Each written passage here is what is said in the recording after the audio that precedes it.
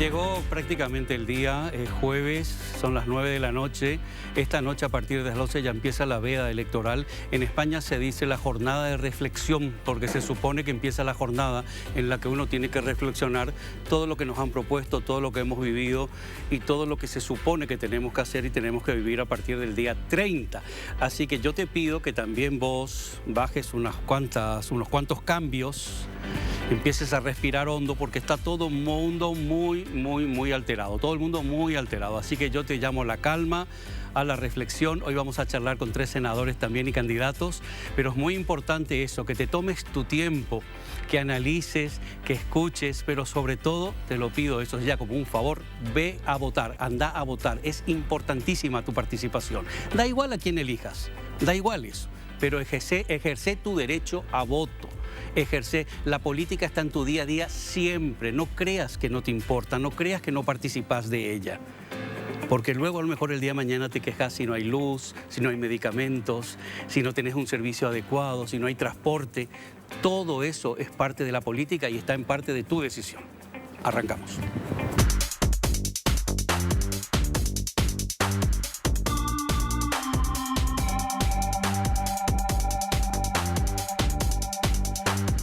La política es parte de nuestra vida, la quieran, no la quieran, es parte de nuestra sociedad, es parte del mundo que nos gobierna, es parte del día a día y tendría que ser parte de la cultura y la educación siempre, tendría que estar en todos lados y tendríamos que estar bien explicado y recuperar algunas materias. Bueno, ya hablando de educación, mira, ¿con quién estamos? Blanca Avelar, buenas noches, senadora, ¿cómo está? Buenas noches, Luis, buenas noches a los colegas Martín, Fidel, a José Antonio y un saludo cordial a la amable audiencia. Fidel Zavala, tu primera vez en el salón, buenas noches. Buenas noches, Luis, un gusto estar con ustedes acá, con los colegas, con José Antonio, en la recta final. En la recta final. Martín Arévalo, ¿cómo está? Gracias, Luis, José Antonio, Blanca, Fidel, muy buenas noches para todos y gracias por la invitación. José Antonio, compañero, ¿qué tal? Buenas noches, aquí estamos un jueves más, pero un jueves un poquito diferente porque es el último programa donde podemos hablar abiertamente o pedir el voto de campaña antes de este domingo 30, que va a ser tan importante para todo el Paraguay. Así que estén donde estén, bienvenidos. A ver si nos acostumbramos que la política no es una mala palabra. Qué difícil, qué lástima, ¿verdad? Que algo tan importante en nuestra vida y en lo que te debería ser para un país haya convertido en algún momento, y lo siento por ustedes, ¿verdad? Una mala palabra. La política es cambiante y muchas veces me cuestiono y digo, no, la política no es la cambiante, los cambiantes son los políticos. Blanca. Juan Pablo II escribió una encíclica, Gaudium et Spes, donde dice que la política es la más noble actividad humana, porque se preocupa del bien común, de la construcción del bien común y del destino colectivo. Los actores políticos tienen la enorme responsabilidad de construir el destino de todos. Entonces, ¿por qué la política va a ser una mala palabra? Es clave que algunos políticos la deshonren con su conducta y con las acciones que hacen, no precisamente vinculadas a los fines de la política, es otra cosa. Pero es muy cierto lo que decís en términos de que la política en general, hay muchas personas que la rechazan. Hay personas honorables con quienes uno se acerca a hablar y casi como previniendo de que se trata de otra gente, te dice, yo no soy político. Te saluda con eso como diciéndote, no me mires a mí de una manera sospechosa porque yo no soy de ese mundo. Y es realmente lamentable. Yo creo que ese es un fenómeno no solamente en nuestra sociedad, es un fenómeno en muchas partes del mundo, especialmente en Latinoamérica. Hay que dignificar la política con la conducta y el trabajo y sobre todo volver a vincularla con sus fines genuinos, que es la preocupación por el destino colectivo, por el bien común, por el bienestar de la gente. En la democracia es todavía más relevante. Me decía una persona hace poco que es lástima el espectáculo que dan nuestros políticos en el hemiciclo, pero no son solamente acá, pero mal de mucho consuelo de tontos. Senador Fidel. Luis, yo creo que la política, yo siempre hago la pregunta a la gente, ¿verdad? ¿La política es necesaria para la existencia de una república? ¿Los políticos son necesarios? Yo siempre le digo que sí, ¿verdad? Ahora, diferenciemos entre aquellos políticos, ¿verdad?, que tienen una visión de Estado, ¿verdad?, que están conectados con la ciudadanía, que interpretan cuáles son los temas que acucian en el día a día al ciudadano, ¿verdad?, aquellos temas estructurales, ¿verdad?, que tenemos que solucionar. Yo siempre digo y cito, ¿verdad?, este es un libro que recomiendo a la gente, ¿verdad? El libro se llama ¿Por qué fracasan los países?, escrito por un profesor de Harvard, Acemoglu. Pero dice que los países no son ricos por su historia, por su antigüedad, por su religión, por sus recursos naturales, y pone ejemplos interesantes, ¿verdad? Dice, miremos un poco, ¿verdad?, países antiguos, como los países de Oriente Medio, la cuna de civilización, ahí nació la física, matemática, astronomía, medicina, ¿verdad? O países jóvenes, ¿verdad?, como Australia, Nueva Zelanda, ¿verdad? Tienen la misma existencia, tiempo de existencia de Paraguay, son países ricos, ¿verdad? Los otros siguen en el atraso. Vemos, por ejemplo, países que tienen recursos naturales, ¿verdad? Venezuela llegó a ser sexta economía del mundo. Mira. Japón, que no tiene recursos naturales, ¿verdad?, una isla. Y es consecuencia de una mala política, entonces. Y todo es políticas públicas, ¿verdad? Esa mala política pública se mete con nosotros de diferentes maneras. Martín, una de las cosas que yo a veces escucho como crítica es los cambios de movimiento, los cambios de opciones y de posturas. Los cambios no son malos, ¿verdad? No, no son malos. En nuestro caso, dentro del Partido Colorado, uno puede cambiarse. Yo me cambié. ¿Por qué? Porque no compartí algunas acciones del presidente a quien ayudé, ¿verdad? Entonces, dentro del partido, ahora, si es de un partido a otro, sí, normalmente yo ese tipo de cambios no acepto, ¿verdad? Pero dentro del partido sí, porque es una cuestión cambiante y que en política es normal. ¿Dentro de qué no aceptas? Por ejemplo, de repente hubieron, por ejemplo, un colorado de tradición, quiso ser vicepresidente de Efraín, por ejemplo, destruyó toda su trayectoria, su militancia, la militancia de sus viejos que eran dirigentes reconocidos del partido. Ese tipo de cambio no. ¿Y Santi? Santi no fue liberal. Santi, él mismo reconoció que él fue por una cuestión de amigos que cuando era joven, para ayudar a su amigo, pero no fue una convicción. Lo que yo te hacía, el ejemplo es de otra persona muy preparada que quiso ser vicepresidente y que es un amigo mío que aprecio muchísimo, pero ahí está, quedó al aire. Una pregunta, Churchill o Churchill, como quieran llamarle, ¿no cambió cuántas veces cambió de partido de opción política? Y fue... no sé, digo, ¿está tan malo el cambio? ¿Está tan malo que uno tenga unas convicciones y luego a lo mejor no se sienta cómodo y quiera ir hacia otro lado?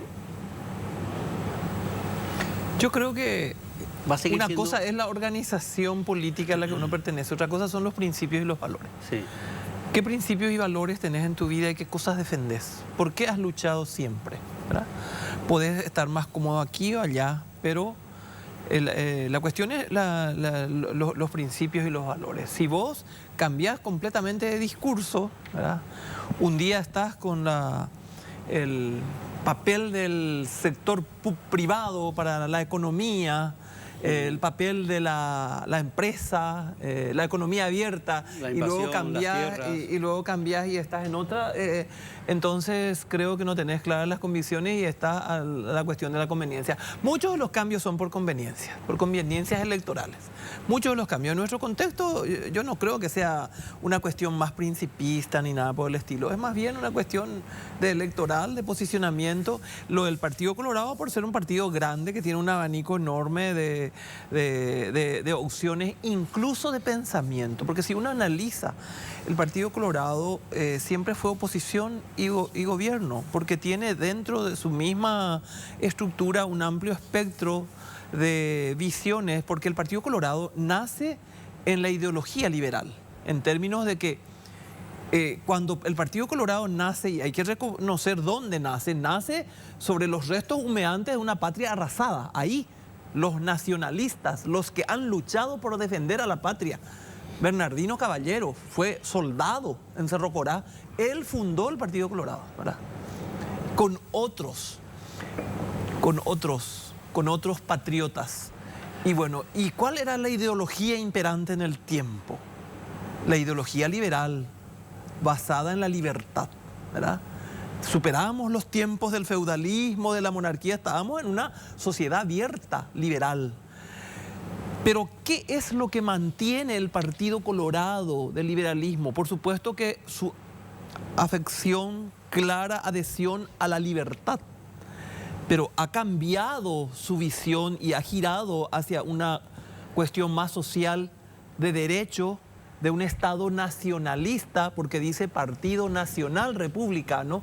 Entonces ahí tenemos un viraje. Si nosotros revisamos la historia del Partido Colorado, en los inicios del siglo XX, fines del XIX, con Blas Garay, con Fulgencio R. Moreno, tenemos el posicionamiento patriota de unos tipos que entendían la libertad como un fundamento, pero valoraban el papel del Estado para poner orden en la sociedad y proteger al más débil. Esa es una visión que fue evolucionando. Entonces allí tenemos también un aspecto donde podemos entrar a discutir, Luis. Lo que pasa es que en algún momento, para mi punto de vista, hubo un cortocircuito y algunos confundieron libertad con libertinaje. No, eso en toda la sociedad. Sí, ya, pero están en el gobierno hace tantos años que el problema a veces es cierta estructura del partido que a lo mejor no es mi trabajo decirlo, pero a lo mejor habría que limpiar y cambiar. Yo pienso que esa depuración se va dando lentamente y por supuesto que con marchas y contramarchas, ¿verdad?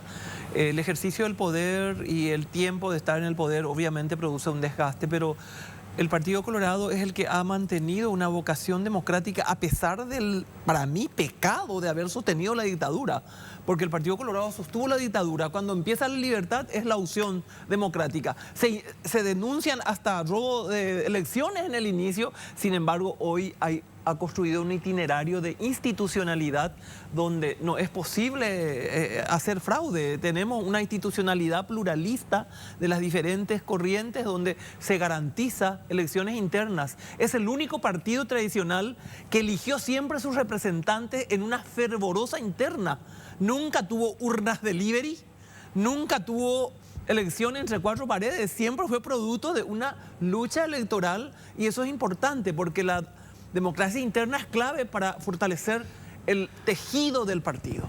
Ay, quiero seguir preguntando algo, pero quiero hablar con Fidel, porque no sé si alguna vez estuvo tan dividido el partido como los últimos 5 años y tan fraccionado y tan dañado como los últimos 5 años.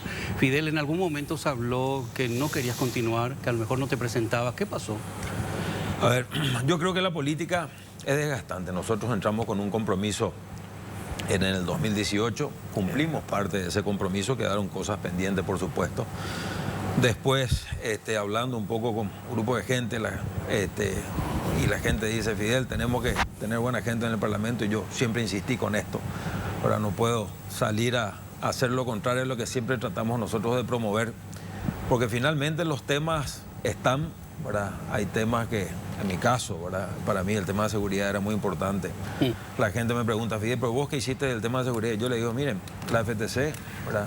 Nosotros hemos ayudado, ¿verdad?, a la creación de la FTC ya desde antes de entrar al Senado. Hemos dotado el presupuesto y acá que mis colegas me corrijan, ¿verdad? Porque decían algunos sectores que querían destruir la FTC, que vino a traer orden al norte, porque básicamente era un departamento fallido, parte de un Estado, un departamento fallido. Y nosotros decían, tienen presupuestos gigantes y manejan 150, 100, 200 millones de dólares. Y la FTC comenzó a tener presupuesto a partir del año 2019. Hoy el presupuesto de la FTC es de 8 millones de dólares. ¿Sabe cuánto maneja IPS? Para el presupuesto de seguridad, 12 millones de dólares. ¿Verdad? Y la FTC no se encarga solamente de EPP, se encarga del crimen organizado, trabaja con la Senat, trabaja en casos de inundaciones. Vale, ¿y quién otorga ese presupuesto? ¿Quién autoriza? ¿Quién? El Senado de la Nación, a través de la ley más importante. Entonces hemos trabajado con la reforma de la policía, la colaboración con Colombia para que se arme el Departamento de Inteligencia de la Policía Nacional. Te hago esta pregunta y le traslado a todos, porque últimamente tanto José, yo y todo el equipo tratamos de trasladar a la audiencia la importancia de la elección de los quienes van a estar en el Senado, quienes van a participar del Congreso. No solamente la chapa presidencial es importantísima para un país, sino quien acompaña desde el Congreso, porque luego ahí es donde pasan las cosas que a veces no pasan o se traban o se encajonan. La gente dice que este país es presidencialista. Yo le digo que este país es parlamentarista, ¿verdad? Por el Senado pasa, ¿verdad?, el proyecto de ley más importante de la nación, que es el presupuesto general de gasto de la nación. ¿Verdad? Somos contralores, ¿verdad?, de todo lo que hace el Ejecutivo. Fuera de promulgar leyes, ¿verdad?, creo que vamos a decir, nosotros podemos llevar adelante el juicio político al presidente de la República, a ministros de Corte, nombramos ministros de Corte, podemos interpelar a todas las autoridades, Ahora, o frenar. Como pasó con los intentos de juicio político de Totalmente, Luis. Entonces yo creo, y la gente dice, no, el Parlamento, el foco está en las elecciones para presidente. No, el Senado es importante. ¿Verdad? ¿Querés políticas públicas de calidad? Tenés que tener políticos con visión de Estado que estén enfocados en los temas estructurales. Martín, estaba muy tranquilo vos, ¿verdad? ¿Qué me podés poner? Es muy complicado todo el tema de cuando hay que luchar o trabajar o exponer dentro del propio partido muchas falencias, algunos errores, ¿verdad? Tuviste muchos traspiés, zangadillas que te quisieron hacer a lo largo de tu gestión, de tu trabajo, tuviste encontronazos, cambios. ¿Qué le espera entonces a la audiencia que va a votar al Partido Colorado, que quiere votar al Partido Colorado, viendo ese movimiento interno tan grande que hay? Y de hecho, si hablamos de las internas, creo que votaron casi 1 millón nada más, hasta el 1,5 millones. Sí, la verdad que... ¿O es mi impresión nomás que tuviste tantos ataques o...? No, es una decisión que yo tomé. Yo cuando tomé la candidatura con Mario Audo, nosotros nos comprometimos con la sociedad, con el partido, a hacer una buena administración. Pero evidentemente él se desvió de esa situación y bueno, hubieron ministros, presidente que está comprobado que estuvo en la corrupción. Y cuando la cabeza permite eso, evidentemente no funciona ya eso. Por eso, callarnos era ya ser cómplice, así como hoy también llevé hasta la Fiscalía la denuncia en contra de Efraín Alegre, que no entiendo por qué se cajoneó tanto tiempo el tema de la auditoría de la Presidencia de la República, que lo solicitó Fernando Lugo y que después de 3 meses los auditores llegaron a la conclusión que hubo un desfalco de 37 millones de dólares. También ahora salta... 3 presidentes, Martín, no hicieron nada entonces, ¿verdad? Franco... No, claro, el más responsable es Fernando Lugo, porque él ordena, recibe el resultado y él encajona.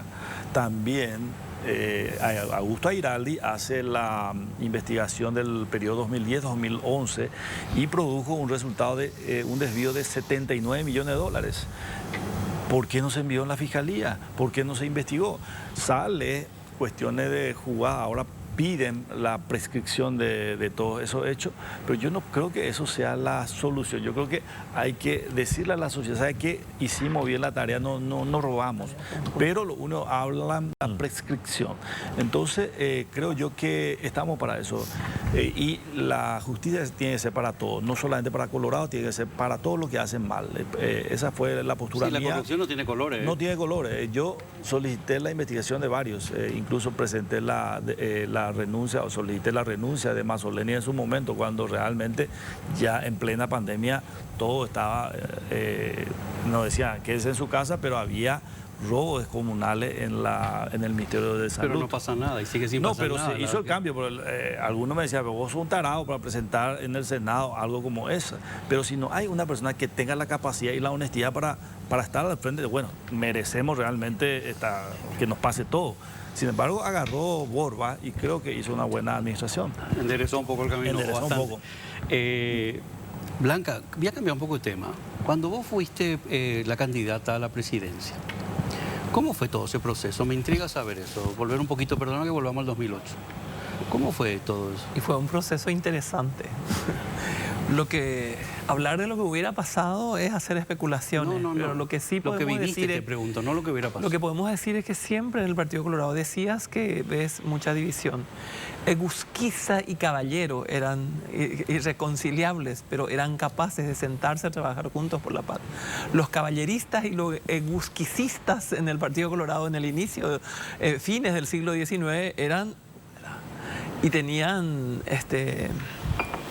diferencias conceptuales, pero lo trataban con mucha altura y mantenían esas diferencias aún en los inicios de la República prácticamente, ¿verdad?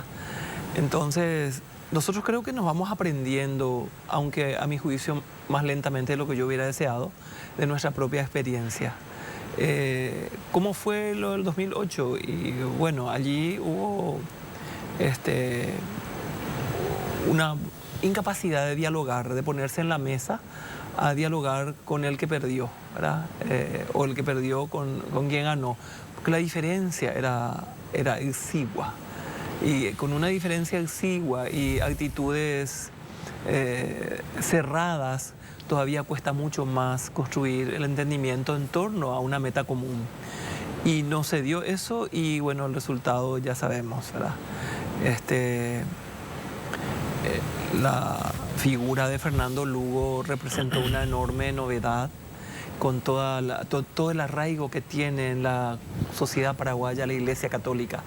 El peso cultural que tiene eso ha sido de una contribución notable a la hora de emerger y potenciar la figura del obispo que vino y bueno, ahí con él se dio la alternancia. Fidel, vos estás dentro de la concertación. A ver, nosotros como partido tomamos la concertación para candidaturas a presidente de la República. ¿Cuál es tu postura realmente? Perdió nuestro candidato, ¿verdad? Pero nosotros fuimos con lista propia, ¿verdad? Tanto es así que no estamos con la lista de la concertación, estamos con lista 8. ¿Verdad? Yo estoy en la opción 2. ¿Cuál es mi opinión sobre la concertación? Yo siempre le digo a la gente, a ver, yo creo que acá nosotros decimos de que va a haber cambio, ¿verdad? Y yo siempre le digo, los cambios van a ser difíciles, porque el escenario es el mismo y los actores son los mismos, ¿verdad? Ahora podemos hablar nosotros de alternancia, ¿verdad?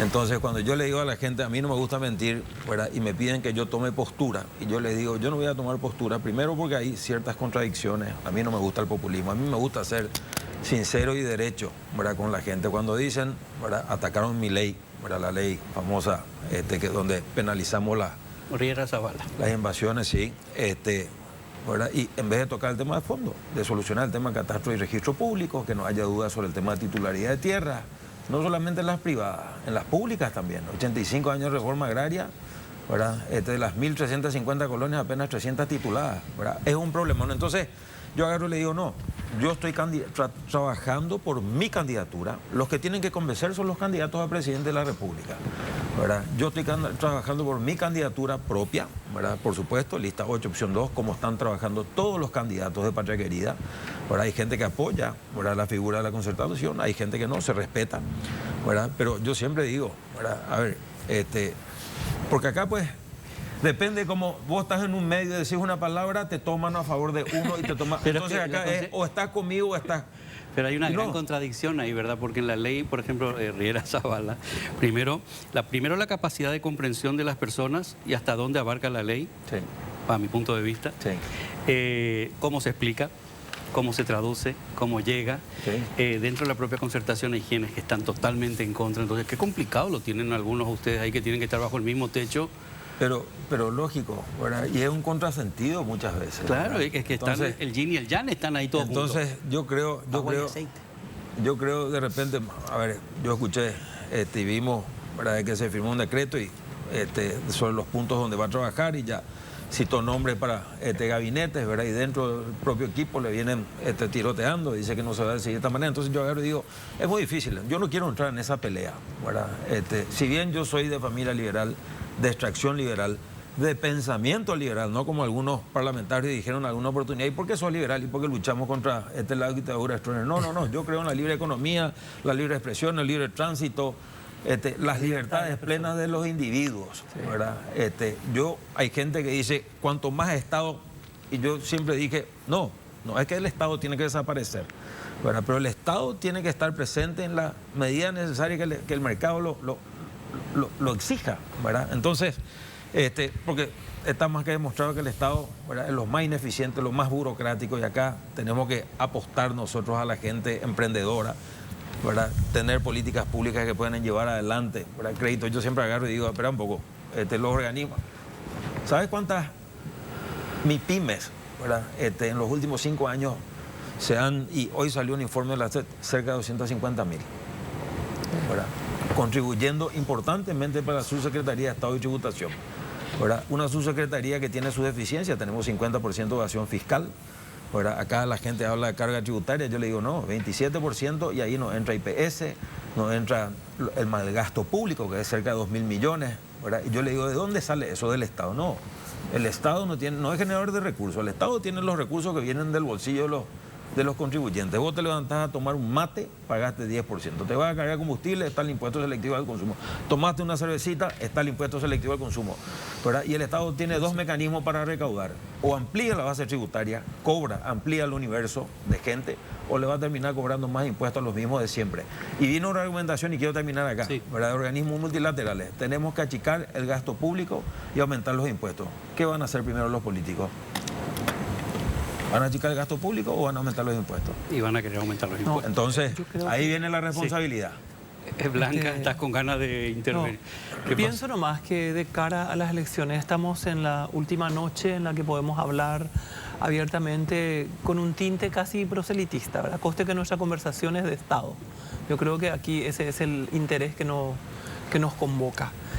Pienso que es un tiempo augural. Yo quiero decir a la ciudadanía que yo tengo enorme esperanza, porque pienso que estamos en una bisagra importante en el que podemos entrar en un proceso de aceleración del crecimiento. Siempre hemos tenido energía, pero nunca hemos podido utilizar esa energía porque no teníamos las líneas de transmisión. En este gobierno se construyeron las líneas de transmisión y tenemos la energía de Yacyretá y la energía de Itaipú que podemos usar. Ahora podemos usar acá en Central, en Capital, en cualquier lugar, porque podemos acceder a ella. Entonces yo auguro para mi país un proceso de industrialización que se acelere. Es clave y allí es donde yo pienso, no en el Estado gendarme del liberalismo, sino en un Estado solidario que ayude al sector privado. No hay, Luis, país que haya prosperado en el mundo sin un sector privado pujante, creativo, laborioso, que invierte, que da trabajo, que crea empleos, que genera riqueza. Y para que eso funcione, necesitamos un Estado. Necesitamos un Estado y subsidiario. Solidario, transparente, no un Estado gendarme que acogote. ¿Yo qué haría? Dejaría de cobrar impuestos 1 año, 2 años, hasta que las empresas que no son tan grandes tengan espalda para aguantar, porque una inversión en el inicio no es fácil que arranque, tiene su proceso, y si da trabajo les daría luz 1 año, 1 año y medio, sin cobrarle impuestos, a condición de que dé trabajo a mis compatriotas y que permita que tenga capacidad de aguante. Nosotros creamos el FOGAPI en este periodo, el Fondo para las Pequeñas y Medianas Empresas. Eso es clave, casi el 80% de los empleos están en eso y están proporcionados por esas pequeñas y medianas empresas, donde hay empresas donde el dueño y otros 2 empleados y tienen un emprendimiento y les cuesta salir adelante, el dinero es caro. Necesitamos que también la contribución del sector privado, porque el dinero es caro, Fidel y Martín, el dinero es caro. Muchísimos jóvenes que emprenden su microempresa y a los 2 años se ahogan porque no hay forma de aguantar el costo. Entonces allí es donde necesitamos un Estado social que mire eso, que garantice los fondos y que permita realmente la prosperidad en el sector privado. Si ahí no hay prosperidad, no hay crecimiento. Esa es la diferencia y sobre todo trabajar muy fuertemente la moral del trabajo, que es lo que yo pretendo. En una entrevista, que le hicimos al expresidente de la UIP joven, a mí me llamó muchísimo la atención, era creo que ya 1 año y pico de pandemia, él nos contaba en radio cómo se acercó muchísimos jóvenes de microemprendedores desesperados para tratar de salvar su emprendimiento y no tenían absolutamente nada en regla.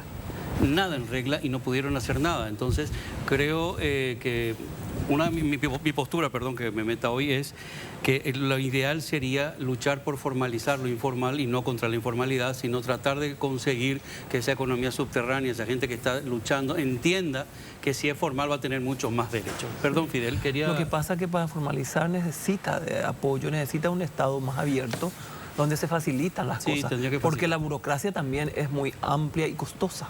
Fidel, quería... Sí, no, cuando hablamos de subsidiario, no es que el Estado tenga que salir a subsidiar, sino un Estado subsidiario es... Argentina ya. Claro, un Estado presente contralor, pero dando todas las garantías para que los microempresarios, pequeños empresarios puedan ir adelante. Yo siempre digo, a ver un poco, AFD, ¿verdad? Tiene recursos, no los ejecuta, ¿verdad? Aplica a la banca central, sobra dinero. Y yo siempre digo, espera un poco, ¿cómo vos te vas a comprar, ¿verdad? Terrenos? ¿Cómo vos te vas a comprar a retirar, o sea, a comprar unas vehículos, ¿verdad? Una concesionaria de automóviles y ellos te financian a tasas del 5 o 8% cuando el pequeño emprendedor va a golpear la puerta, fuera de toda la burocracia, le ofrecen al 15%. No, el Estado tiene que apalancarse, ¿verdad? En tasas de crédito en organismos multilaterales, 4 o 5%, más gastos administrativos, 2%, más incobrable que pueda, un seguro incobrable.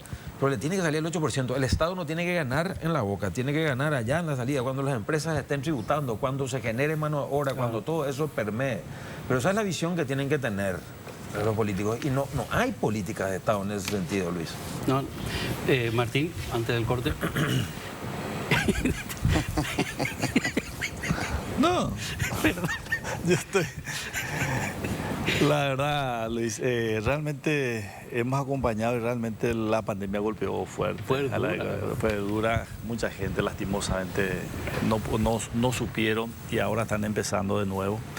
Creo que el Congreso que viene y el presidente que viene, la verdad que nosotros tenemos mucho optimismo por Santiago. Es un economista de profesión, tiene una visión realmente económica del país, sabe lo que va a hacer y creo yo que desde el 15 de agosto en adelante en el Paraguay se va a poder tener esperanza de crecimiento económico desde la óptica de Santiago, que un economista sabe, profundidad, fue ministro de Hacienda, presidente del Banco Central y categóricamente, si él no lo sabe, ¿quién va a saber realmente de economía? Vamos a ir a un corte, ahora volvemos. Una de las cosas que yo siempre me pregunto y me cuestiono es si sabemos diferenciar lo urgente y lo importante. Soy muy pesado con eso. Si sabemos diferenciar lo urgente y lo importante. Si la sociedad misma en su propia casa sabe diferenciar qué es urgente y importante, qué le interesa más, qué es urgente que tome la decisión y qué debe ser para un político, y más cuando están en la carrera, para volver a estar en el Senado, definir o entender a la población, porque la población ha cambiado muchísimo. Hay como 159.000, por cierto, nuevos jóvenes, o sea, jóvenes que van a acceder al voto ahora. 160.000, vamos alrededor. 160.000 chicos que tienen derecho a voto y que tienen que votar. ¿Saben de verdad cuál es la necesidad de la población? Arrancamos contigo, que fuiste aparte ministra de Educación. No, Difícil la educación. Yo tengo muy claro el itinerario Senadora. político de las metas que persigo, de las razones que mueven mi militancia y del compromiso que tengo con la gente. A mí, el motor de mi acción política es el amor a mi patria. Quiero para mis hijos y mis nietos una sociedad mejor. He luchado y he empeñado mi vida en la educación. Y en la educación pública empeñé mi vida en una reforma, los mejores años de mi juventud, en las condiciones más adversas, sin vacaciones, sin vehículo, recorriendo la patria, tratando de instalar una idea de cambio en la educación que ha sido muy favorable en términos de mostrarnos dónde empezamos y hasta dónde fuimos. He sufrido desde el otro lado la incapacidad de consensuar metas. Entonces, desde este lado ahora quiero construir esa capacidad. Porque yo fui ministra y me fui al Parlamento a pedir más presupuesto cuando lo que tenía no me alcanzaba para las metas que estaban dibujadas y estaban claras. Por ejemplo, una de las metas claras era, estábamos en el 2005, que en el 2020... ningún paraguayo menor de 50 años tenga menos de 10 años de escolaridad. Queríamos asegurar que llegue a 10. Para esa meta había un plan. Ese plan se hizo con la cooperación de la Universidad de Harvard, con un residente aquí que de facto casi era un viceministro, coordinando con los directores. Yo trabajé primero como directora en el ministerio, después como viceministra, después como ministra. Y cuando me iba a pelear el presupuesto, Luis, encontraba dificultades enormes para consensuar y para construir un entendimiento en torno a esa meta. Porque esa meta no fuimos capaces de comunicar y hacer un pacto político. Esa parte nos faltó. Hicimos todo técnicamente, pero faltó lo político. Lo político es construir. Por ejemplo, me voy cuando termina la primera camada de la reforma que viene, termina el 9º grado, cuando la secundaria básica pasa de primero, segundo a tercer curso a 7º, 8º y 9º grado. Esa cantidad enorme de alumnos del 9º grado no cabían en las secciones establecidas para el primero de la media, que eran el antiguo 4º curso. Faltaban 1000 secciones para que yo pueda meter a esos alumnos. Por ejemplo, me acuerdo muy bien, distrito de Juan Oleari, Alto Paraná. Había 4 secciones de 50 niños de 9º grado y había un colegio secundario que tenía una sección de 4º curso. ¿Qué iba a hacer yo del resto? Le iba a decir que vayan a otro distrito. Y me fui al Parlamento y no conseguí los recursos para que me abran las 1000 secciones porque me dijeron, la Constitución dice que solo la educación básica es obligatoria. Y termino, espérame, voy a terminar. Bueno. Y me voy y me dicen eso. Entonces digo yo, pero ¿y cómo es posible? ¿Quién va a invertir entonces? ¿Quién va a invertir entonces? Y tuve que abrir 1000 secciones a honor en vísperas del Día del Maestro, porque el domingo va a ser el Día del Maestro. Rindo un homenaje a los maestros paraguayos, que enseñaron gratis muchos años en muchas secciones que estaban desfinanciadas porque no había una política clara de financiamiento por falta de entendimiento político, porque nos falta madurez, civismo y alta escuela política y sobre todo visión de Estado para construir esas metas de largo plazo. En educación, la consecución de una meta excede por lejos un periodo presidencial. Entonces, el que ahí se va para conducir el proceso tiene que tener, en primer lugar, eso como punto de partida. Se fueron en educación muchos charlatanes que no entienden de educación nada, se fueron a inventar el agua caliente, dejaron sin efecto los proyectos que estaban funcionando y faltó financiamiento. Entonces necesitamos avanzar. En el Congreso es clave lograr ese entendimiento. Yo lucho por un país mejor. Me mueve también la compasión con los que tienen hambre. Ese es el motor de mi acción política. ¿Cómo va a haber gente que tiene hambre? En este gobierno se hizo un estudio. 350.000 paraguayos pasan hambre. No teníamos un censo como tenemos ahora. Y ahí tenemos que trabajar. Por eso presido el Frente Parlamentario contra el Hambre, para poder trabajar en leyes. Y he presentado una ley que se llama Ley del Derecho Humano a la Alimentación. Dígame usted, senadora, ¿cómo era en el baloncesto? Campeona. Ya se nota, ¿eh? Porque bárbaro. Campeona. Tetracampeona nacional. Tengo una buena experiencia con el básquetbol. Sí. Amo el básquetbol. Y me trae los recuerdos más lindos de mi juventud, que ya ha quedado bastante atrás, pero seguimos. Perdón, Fidel. Sí. Lo urgente, lo importante, el país, las necesidades. Acá yo creo que captando un poco las inquietudes, las manifestaciones, las expresiones de la gente, ¿verdad? Durante la campaña. Acá nosotros tenemos, no quiero hablar de lo que tenemos pendiente en materia de salud y de educación, ¿verdad? Porque eso es ya un tema que está más a la vista y en parte coincido con Blanca, en otra parte, vamos a decir, tengo algunas, no diferencias, ¿verdad? Pero cosas para agregar. Yo digo siempre que el ministerio más político es el Ministerio de Educación, de ahí han salido muchos candidatos a presidente, ¿verdad? Y se muestra como cada 5 años, ¿verdad? En vísperas de elecciones entran operadores políticos, ¿verdad? Nosotros cuando llegamos, ¿verdad? Y esto, yo tengo muy buena relación con Blanca, por eso me siento en confianza para decir esto, ¿verdad? Cuando llegamos recién el primer periodo, el primer año de gobierno de Mario Abdo Benítez, se entregan los kits escolares en tiempo y forma y sobran los kits escolares. Y nos encontramos, y acá Blanca fue ministra de Educación, me puede corregir si miento, ¿verdad? Nos encontramos con que para que las escuelitas funcionen, ¿verdad? Tienen que tener un mínimo de alumnos. Para que la profesora reciba el rubro, ¿verdad? Tienen que tener un mínimo de alumnos. Yo no sabía, pero la profesora cuando es trasladada lleva su rubro. Esa escuela se queda sin rubro. Tiene que haber una gestión otra vez de los padres para ir a pedir, ¿verdad? Y nos encontramos con este tipo de problemas. Y yo siempre pongo el ejemplo de Santa Rosa la Guaragüe a Río Verde, ¿verdad? Hoy Santa Rosa la Guaragüe tiene 35 kilómetros de largo por 2 cuadras de ancho. Y vos te vas a encontrar escuelitas. Y yo le digo, en vez de tener, ¿verdad? Foco, ¿verdad? Perímetros, ¿verdad? Donde vos tengas altos centros educativos con pocos profesores de calidad, ¿verdad? Donde funciona el transporte escolar como funciona en cualquier otro país del mundo, Estados Unidos, acá Brasil al lado te vas y existen, pero tenemos que comenzar a reestructurar, a mirar esto complementando un poco a lo que dijo Blanca, ¿verdad? Porque el tema de educación es fundamental. Eso pusimos en la ley orgánica. Bueno, yendo, ¿verdad?, al tema, vamos a enfocarnos en temas estructurales. La caja fiscal, ¿verdad?, va a explotar el Estado subsidiario, vamos a terminar pidiéndole más impuestos a la gente, ¿verdad? El tema de IPS, ¿verdad?, tenemos que comenzar a mirar, ¿verdad? Y cuando digo yo IPS, no es solamente el tema de salud, porque ya está el tema previsional, tenemos que blindar esos fondos porque van a querer meter mano en la lata. 1, 2. Tenemos que mirar el tema de las cajas fiscales. Hay gente que con 10 años de aporte, 50 años de edad, se jubila con el 100%. Pero tenemos que comenzar a mirar, esto no es sostenible en el tiempo. Y yo le digo, ¿y los cuentapropistas? Vos sos cuentapropista, no estás en relación de dependencia, no sos funcionarios públicos. ¿Quién te garantiza tu vejez?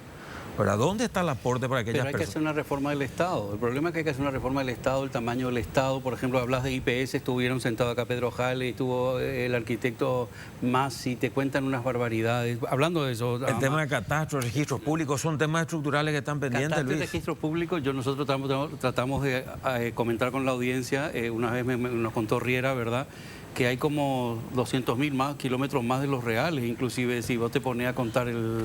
Paraguay tiene 406.000 kilómetros cuadrados y existen 580.000 en títulos. Imagínate, 580.000 en títulos. ¿De dónde sale el resto? Doble piso. La justicia no funciona. Me río por no llorar, es desesperado. Entonces, ¿cómo nos vamos a ordenar el país? Se puede. Se hizo en un montón de instituciones. Yo puedo colocar ejemplos de instituciones, Luis, que funcionaron y se puede cuando hay voluntad política. Cuando hay voluntad política, y la senadora volvió a traer un tema. Cuando a ella le tocó luchar, no fue aprobado en el Congreso. ¿Cómo se puede trabajar en el Congreso cuando el Congreso está tan dividido y muchos piensan en su interés personal y no el general? Yo creo que depende un poco también del criterio de la gente. Hay mucha gente que tiene buen criterio, pero no tiene esa posibilidad de dialogar y quitar propuestas que favorezcan al país. Fidel, por ejemplo, planteó el tema de seguridad y una reestructuración de la Policía Nacional y se está estudiando. Lastimosamente, creo yo que tiene que haber un criterio de unidad sobre lo que realmente le pueda favorecer al país. Y en eso hay que trabajar porque se sectariza mucho y entonces leyes importantes para el país va al tacho. Pero te quería hablar de la participación de los jóvenes. Sí, por favor. Para mí siempre fue participé ya de hace 30 años en elecciones y... Los nuevos. 160.000. 160.000. Y vos sabés que siempre es una tarea pendiente la participación de los jóvenes. Parece que nunca participan o deberían de ser y siempre le vemos en la primera fila a las 6 de la mañana a ese señor de 60, 70 años esperando votar. Increíble es. Y la juventud siempre es una esperanza que está esperando. Yo creo que en este domingo es importante que vayan y voten por el candidato que quieran, pero la participación de los jóvenes es fundamental, se juega su futuro. ¿Quién es el candidato que le está proponiendo, de alguna manera, creación de empleo, programa de becas? Mirando un poquito todos esos elementos que ellos deberían de preocuparse y mirar realmente. Entonces, que no sea ya una esperanza la participación de los jóvenes y que sea real, que sea un poco responsable y bueno ciudadano de participar. Lo que pasa es que a veces la información que reciben, ¿verdad?, es tan sesgada. A veces hay jóvenes que solamente se informan, lamentablemente, a través de las redes sociales, con un titular, no desarrollan la información. Educación, necesitamos más educación. Necesitamos que lo que ya tenemos mejore. Tenemos universidades que tienen que absolutamente y radicalmente cambiar. Tienen que tener una educación acorde a su nivel de educación superior. Somos uno de los 6 países de Latinoamérica que tiene 20% de su población de 19 a 25 años en la educación superior. 20% es muy poco. Necesitamos un órgano de gobierno de la educación superior que haga un plan de mediano y largo plazo y diga a cuánto queremos llegar y cómo. Y para eso tenemos que ampliar la inversión, sobre todo en la universidad pública, que es la que va a llegar realmente y va a permitir que muchos jóvenes talentosos estudien. El enorme desafío que tenemos en eso es que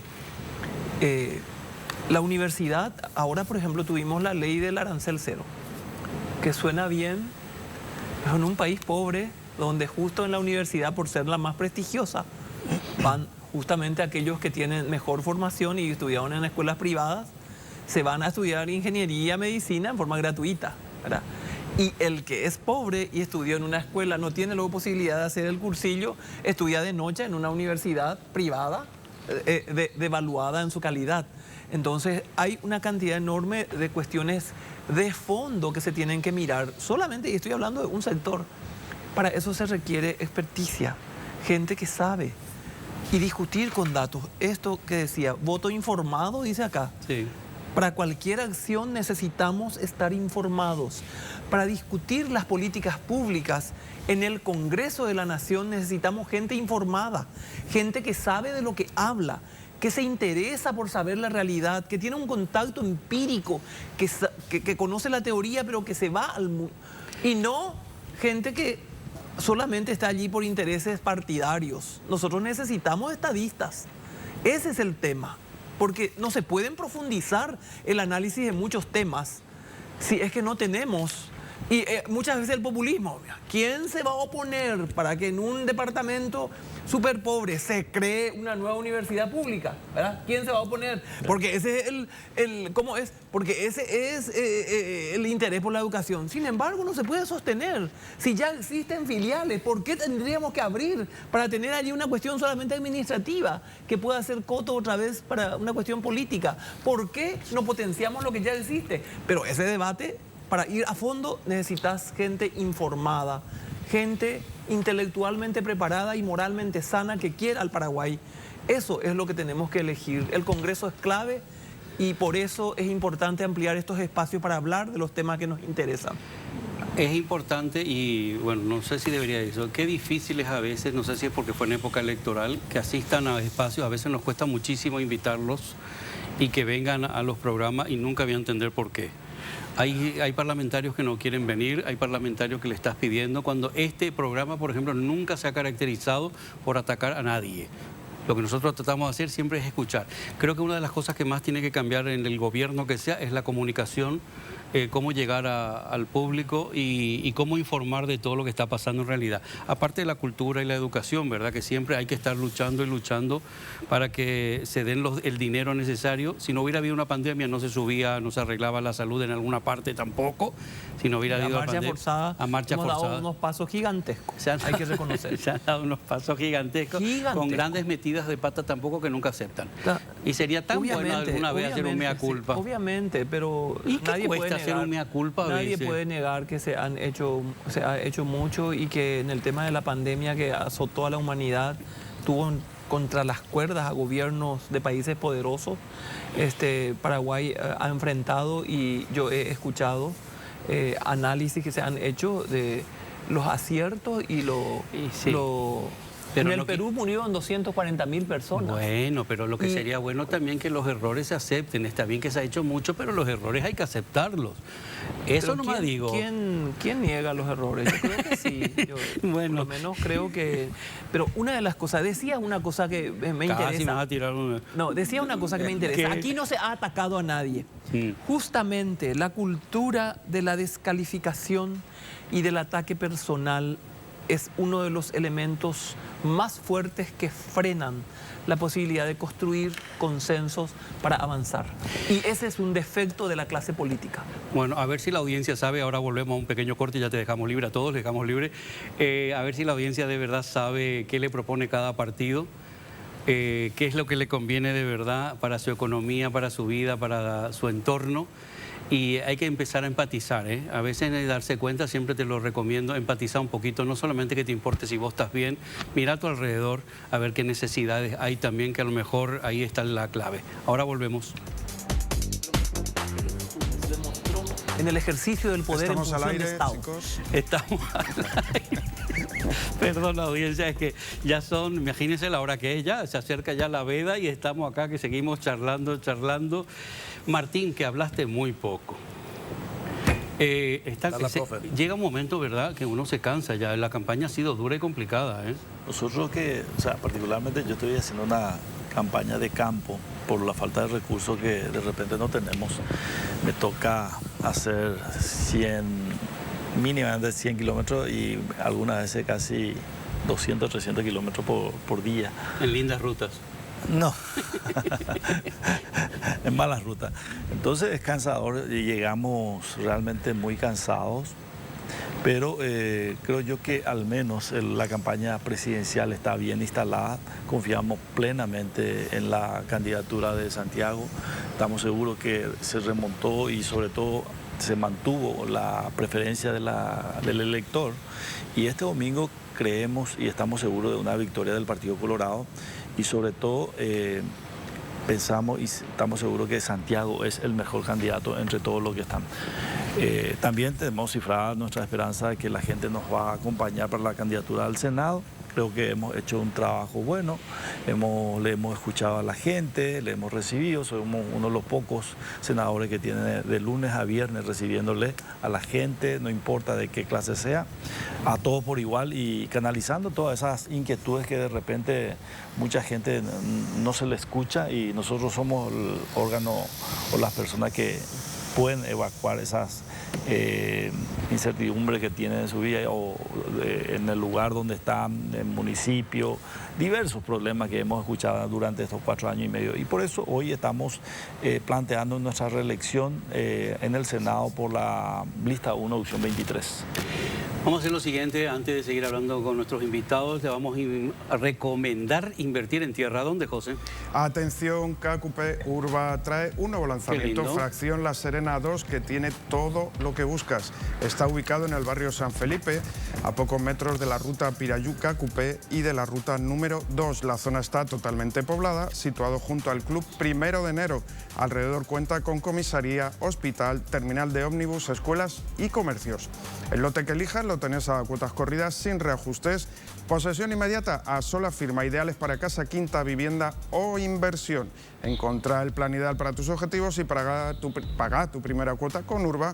Si querés agendar una visita o más información, podés escribir al WhatsApp 021 20 46 46 o hacer una llamada, que es gratuita, al asterisco 8722. Invertir en tierra siempre es el mejor ahorro. Urba Inmobiliaria, traemos desarrollo. Hablando de desarrollo, traemos desarrollo, estaba pensando que al menos 2 de los candidatos hablan de diferentes posturas. Quiero hablar un poquito de la economía, ¿verdad? Diferentes posturas a la hora si va a seguir apoyando a China-Taiwán o se va a China continental, que puede afectar muchísimo al país. Vos decís que parte de la concertación, la concertación algunas veces tira titulares nomás para figurar, dijiste en algún momento, senadora, o cómo es el tema. Quiero entender nomás si entendés la oposición, lo que presentan como gobierno. Yo creo que en un proceso electoral se dicen muchas cosas. Lo que aquí tienen que mirar la gente es el testimonio, qué ha hecho. Nadie se autoinventa a sí mismo y se convierte en un hombre virtuoso si no lo fue en su vida, si no lo es. Uno lo que hace en la política es, ¿verdad?, con los recursos que tiene, intelectuales, afectivos, morales, entrar a jugar y a ofrecer eso a la ciudadanía, su compromiso, su trabajo. Y quiero decirles, nadie se autoinventa. El que no tiene virtudes en su vida personal, ¿cómo va a exhibir virtudes en su vida pública? Esa es una pregunta que yo hago y es muy claro, es muy fácil contestar. Estamos todavía en el tiempo lícito en el que podemos hacer campaña. Sí, hasta las 2. Es que yo les pido su voto por la lista 1, opción 22, para seguir representando al ciudadano. Nosotros también basamos nuestra acción política en un compromiso genuino con la gente, avalado por una trayectoria pública y una vida forjada en el sacrificio del que no nos hemos alejado. Seguimos allí, seguimos igual, no ha cambiado nuestra condición. Hay algunos que entran en la política y cambian su condición. La nuestra no ha cambiado. Somos de una vida austera, humilde, y el servicio en favor de la patria ha sido siempre una bandera por la que hemos luchado. Así es que no solamente para la educación, sino para todo lo que signifique nuestra infancia, la juventud, las opciones para la formación, el mejoramiento de la educación superior, la cuestión del hambre, la cuestión de la agricultura familiar campesina como base para la sostenibilidad de la seguridad alimentaria en el Paraguay. Esas cosas nos mueven, nos comprometen y estamos capacitados para trabajar con el otro diferente porque tenemos claras convicciones democráticas. El otro diferente en la democracia con ese es el que se construye. Podemos tener enormes diferencias. Yo con mis compañeros de bancada tengo muchas diferencias personales, profesionales, intelectuales, morales, pero soy capaz de sentarme en forma fraterna a conversar. ¿Sí? ¿Siempre tuvieron buena comunicación ustedes? Siempre fuimos compañeros y yo le propuse a Martín que sea vicepresidente del Congreso y él llegó a ser vicepresidente por mi propuesta. Yo siempre tuve buenas relaciones fraternas con él. A veces nos trenzamos y él saca sus uñas y yo también le contesto, pero en el marco del respeto y no del show y la descalificación. La descalificación y el show en la política no sirven. Lo que sirve es el entendimiento sobre las cosas que nos unen, porque eso que nos une es lo que va a permitir que avancemos, porque si no vamos a estar siempre en el mismo lugar. Pero te pregunto, dentro del show y tanto circo que hay a veces, ¿no hay realidades? ¿Cómo que realidades? No se dicen. Esa es la realidad. No, te quiero decir, no se dicen realidades dentro de todo ese... Por supuesto, pero ¿y de qué sirve? Si no sos capaz de construir y plantear algo distinto, ¿de qué sirve hacer el show? Acá nosotros no necesitamos comediantes, necesitamos estadistas que miren las generaciones venideras, que piensen en los niños a quienes hoy les faltan nutrientes, que ya mañana van a ir a la escuela y no van a aprender. Yo fui maestra rural, yo sé lo que es empeñarte por un niño que no puede aprender. ¿Y por qué no puede aprender? Porque tuvo hambre ya en el vientre de la madre. Y porque recibió pocos nutrientes y poca ternura. ¿Cómo no te vas a conmover ante eso?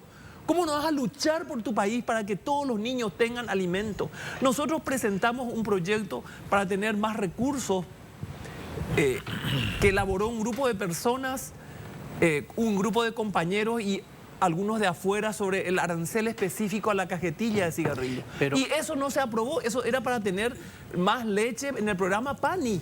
Pero ahí está, eso no se aprobó como si fuera un tema de otros, ¿verdad? El Congreso son ustedes. Pero y por supuesto, pero porque a veces cuesta y porque muchas veces en la construcción de ese consenso y en la búsqueda de eso hay que tener más tiempo, perseverancia y paciencia, porque no se aprobó, pero te aseguro que ahora vamos a volver a presentar y se va a aprobar. Sí, pero ustedes son el ejemplo que el propio partido ha estado tan dividido que ha afectado en el Congreso muchas decisiones. No porque en esa época era Horacio, porque Honor Colorado, porque la Añetete o Fuerza Republicana. Ustedes mismos han ido pisando. Nosotros hemos hecho una estrategia formidable para dar gobernabilidad a este gobierno, para aprobar todos sus proyectos. Y una de las estrategias ha sido justamente mantener apertura y diálogo con un sector del Partido Liberal que nos ha acompañado y por eso teníamos la mayoría para aprobar los proyectos. Por eso siempre dicen que el oficialismo apoya la concertación también, ¿eh? Ojo. Senador. No me voy a... Bueno, el oficialismo apoya la concertación. Y así se dice en muchos lados, que muchas cosas que Marito está... Si Marito ha dicho un montón de cosas prácticamente atacando a su candidato. No, ha tenido cada perla. Que va a atacar a su candidato. Bueno, vale. No. Yo escuché cada perla de parte de él. Yo he escuchado. No quiero entrar en esta discusión, yo quiero algunas reflexiones. Yo tampoco no es ese tema nuestro. Después de haber sido... Solo quiero que me presenten algunas virtudes del que encabeza la concertación. Las virtudes que exhibió en el ejercicio del poder en función de Estado el candidato. Cuéntenme esas virtudes y yo voy a callarme. Ahí está, pero el senador. Yo desconozco. Ahí está el senador que está en la concertación, pregúntale a él. A ver. Justo a él no le voy a preguntar. ¿Por qué? Luis. No, porque yo le aprecio y no le voy a meter en aprietos. Vale. Mira, yo después de pasar, Luis, de haber estado como observador en Colombia, en Brasil, ver nuestro sistema electoral, ¿verdad? En Brasil tienen una urna electrónica. Nosotros, nuestra máquina de votación es electrónica, nuestra urna es física. ¿Verdad? La Constitución garantiza, el escrutinio es público, están los representantes de los partidos. ¿Verdad? Después de haber visto, vamos a decir, el sistema colombiano, donde el registro cívico está en una institución, vamos a decir, el tribunal electoral está en otra institución. el sistema de votación es tercerizado. Nosotros desarrollamos un sistema propio. La credibilidad que tiene nuestro sistema, ¿verdad? Con sus luces y sus sombras, yo creo que se viene construyendo, ¿verdad? Digo esto porque espero que la diferencia sea a favor de quien gane, sea lo suficiente para que no se generen dudas, ¿verdad? Espero que, vamos a decir, nuestra Constitución habla de un Estado social de derecho, una democracia participativa y representativa. La representativa se da porque siempre, independiente de qué porcentaje de participación tengamos, siempre tenemos 45 senadores y 80 diputados, pero que la participativa, que es la que tiene que convalidar, ¿verdad? La representativa, que efectivamente la gente vaya. Hoy tenemos la opción, la posibilidad de elegir, ¿verdad? Este tema del desbloqueo es todo un nuevo desafío para toda la ciudadanía. Pero se están quejando mucha gente, dice que tiene errores, fallas, que a lo mejor hay que corregir. Sí, ¿verdad? En Concepción se detectó que la máquina se apretó una cosa y lo que imprimió es otra. Entonces eso se trajo a hacer una denuncia. Y allá en verdad se tiene sospechas porque... A ver, pero a ver, vos podés apretar, ¿verdad? Pero ¿cuál es lo...? Te imprime el boletín. Y ese tenés que verificar. Y vos tenés que verificar, ¿verdad? Y una vez que vos estés de acuerdo, ¿verdad? Que está el sentido de tu voto, como vos votaste, ¿verdad? Te vas, el miembro de mesa te firma y depositas en la urna. El escrutinio es público. Sí, ¿qué haces si al imprimir no se refleja lo que vos marcaste? Y están, ¿verdad?, los representantes del TCJE y seguramente votarás de nuevo. Aclaración, no dije que tiene error la máquina. Lo que dije que alguna gente se queja. Yo lo que no quiero Yo lo que no quiero no es instalar la duda. Es infraterno, es la lista sábana. Claro, yo lo que no quiero no es instalar la duda, están las misiones de observadores. No, eso no hay duda. Entonces, para mí no hay duda. Yo creo que la gente tiene que salir y efectivamente elegir, ¿verdad? Como dice Blanca, ¿verdad? Parlamentarios con un testimonio de vida detrás, no solamente el presidente de la República, porque el Parlamento es, te diría que más importante que la presidencia de la República, ¿verdad? Que efectivamente tengamos nosotros parlamentarios que se centren en temas estructurales para poder solucionar. 5 o 6 puntos tenemos que tocar nosotros. Sí. El tema de la caja fiscal, no hablo ya más de salud y educación, sí. Que la caja fiscal que está puede explotar, generación de trabajo, tema de seguridad, ¿verdad? Pero trabajo de calidad, ¿verdad? Claro, construir instituciones, ¿verdad? Que vuelva a la institucionalidad y respeto a la institución. Claro, pero por supuesto. Vuelvo a aclarar, no hablaba de los errores de la máquina, hablábamos del sistema de votación de lista sábana. El sistema electoral, este sistema es realmente costoso. Es costoso, es una elección, especialmente para las candidaturas, por ejemplo, al Senado, es una candidatura nacional.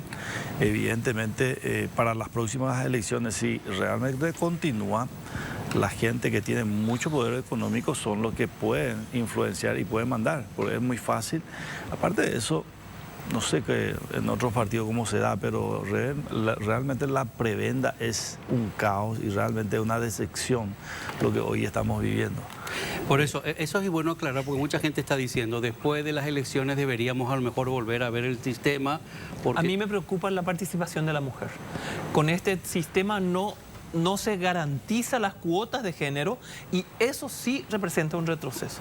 Así como ya se está viendo juntas municipales que tienen 12 miembros, todos varones, donde no se respetó las cuotas de género. Ahora vamos a ver si la lista final de la conformación de ambas cámaras del Congreso respeta lo que está en la ley de las cuotas de género. A nosotras, las mujeres, las cuotas de género nos permitieron entrar en el Congreso. Y si eso no se respeta, eso es un retroceso. Hay que revisar y hay que garantizar. Chile, por ejemplo, tiene un sistema donde se garantiza que ningún sexo tenga más que 60%. Bueno, ellos garantizan. Y vamos a hacer lo siguiente. Yo les voy a dar un tiempito para que se dirijan a la Cámara, para que vuelvan a lanzar sus ideas de trabajo, sus propuestas, lo que quieren o esperan para el siguiente mandato, sea el presidente que sea. A lo mejor ustedes están, ¿verdad? No tiene nada que ver el presidente que llegue, ustedes, sus intenciones están en el Senado, que es independiente al presidente que llegue. Empezamos por Martín. Sí, agradecer, Luis, el tiempo, decirle a toda la ciudadanía que este domingo participen con su voto. Todos somos iguales y sobre todo creo que ha sido 4 años y medio donde dejé todo lo que pude en el Senado, representé y sobre todo cuando me enteré de cosas que realmente estaban mal, lo denuncié sin importar quién.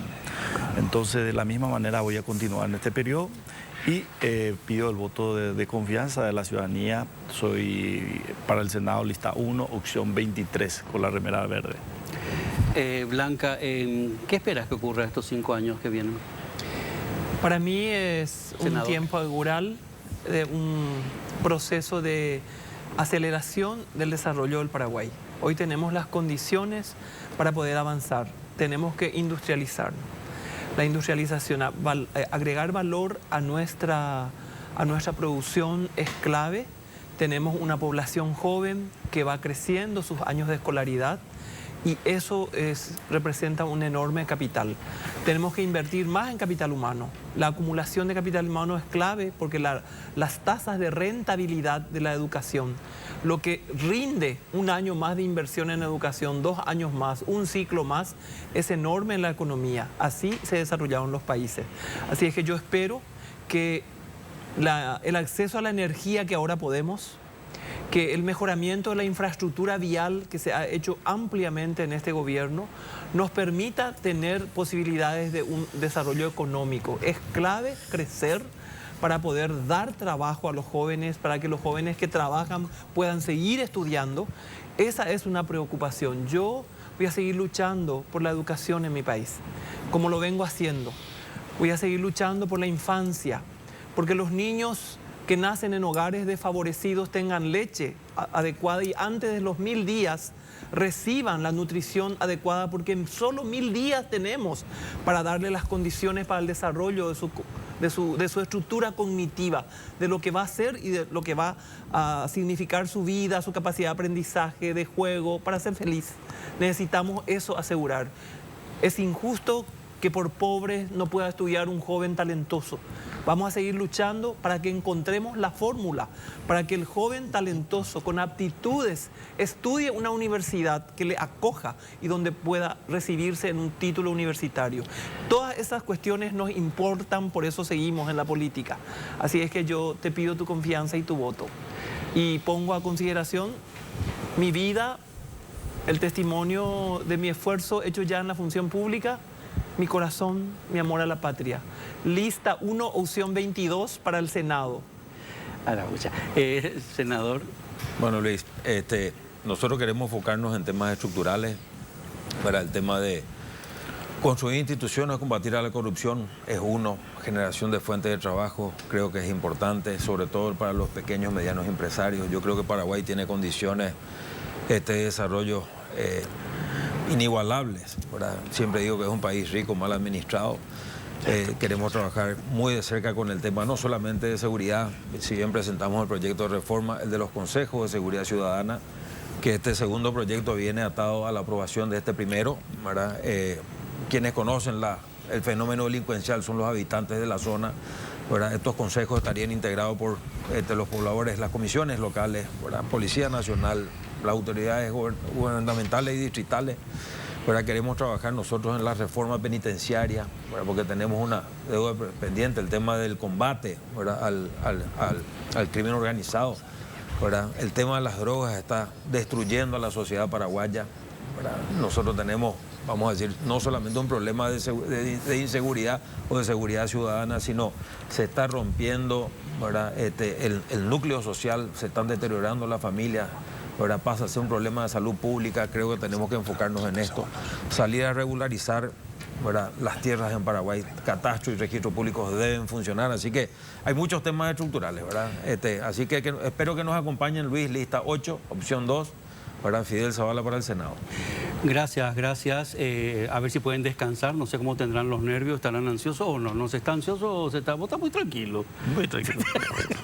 No, estamos tranquilos. Hicimos lo que teníamos que hacer, la ciudadanía. Yo creo que ya está, sí, está hecha la tarea y bueno, promover que los ciudadanos se vayan a votar, que los jóvenes se vayan a votar, que ejerzan su derecho al voto.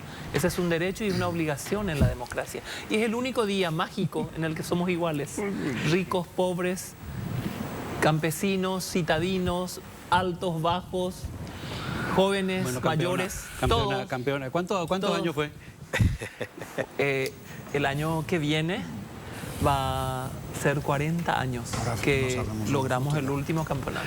Hace poco hicimos un video, nos reunimos las conmemorativo. Sí. No se olviden el deporte, importantísimo para el país, nos dio buenas alegrías y cultiva mucho el cerebro y la mente también, así que es lindo también que nos dediquemos al deporte y a la educación del deporte. Gracias, senadores, gracias a los candidatos, senadores y candidatos al mismo tiempo. Ahora volvemos. Gracias.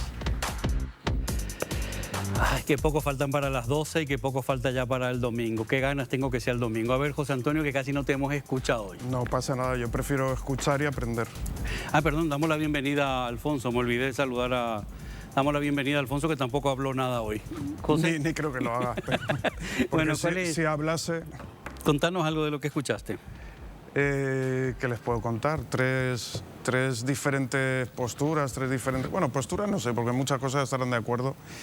Al final, creo que lo que hay que hacer este domingo es elegir, por lo menos ir a votar, elegir a quien creéis que os va a representar y que va a hacer mejor su trabajo, porque desgraciadamente en ambas cámaras y en muchos cargos públicos hay gente muy cuestionada, que son los que provocan, como hablábamos al principio del programa, del tema de la política, ¿no? Que está como la palabra es denigrantes, pero son ellos mismos los que provocan que esa palabra sea así, ¿no? Y que decía Blanca Ovelar, me hizo mucha gracia, no, yo no soy político, pero es cierto, hay mucha gente que dice, no soy político.